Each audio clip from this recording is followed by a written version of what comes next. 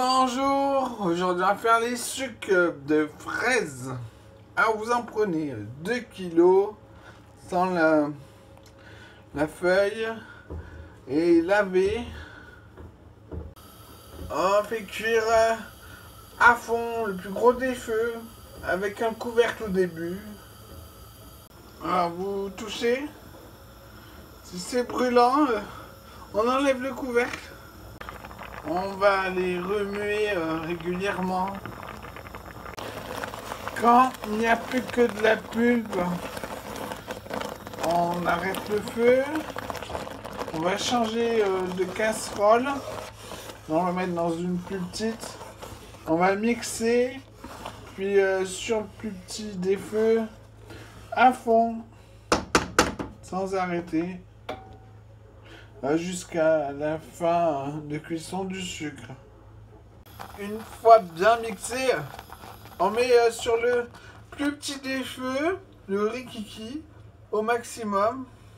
Et on recommence autant de sucre que de fruits crus, ainsi que 2/3 du poids du sucre en eau. Dans une grande casserole, on met le sucre, l'eau, on fait chauffer sur le plus gros des feux à fond. Faut qu'elle soit assez grande pour que ça caramélise au fond. Comme ça on n'a pas à mélanger, c'est plus pratique. Mettez bien le feu au milieu de la casserole. Contrôlez avec les bulles, faut que ça soit au milieu. Après 45 minutes, ça commence à blondir.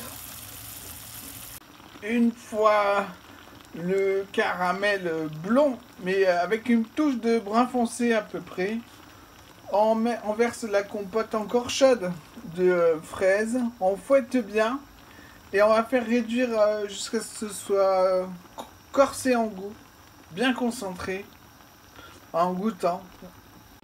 Voilà, c'est bon, on éteint le feu. C'est bizarre, ça goût framboise, je comprends pas. Quand c'est entre brûlant et chaud, on le met dans un petit plat, qu'on met dans un bac d'eau froide un quart d'heure, puis au frigo. C'est pas une confiture, hein, ça n'a pas du tout le même goût. Cette technique me permet de travailler les fruits facilement, comme le salé. Et en plus, c'est par là que j'aurais dû commencer à l'école. Et j'ai appris sur le tas. C'est pas normal. Là, c'est la première technique, c'est la concentration. De voir mes cours de cuisine. Bon, pour laver la casserole, on va mettre de l'eau, le couvercle et faire bouillir. Pas besoin de mettre beaucoup d'eau. Hein. C'est donc un concentré de fruits que j'appelle sucre. On va voir comment ça se comporte froid. Si jamais il cristallise au robot coupe avec le cutter en 4 fois. S'il cristallise pas, qu'il reste liquide, on laisse. Comme ça ira. Et voilà, bon appétit!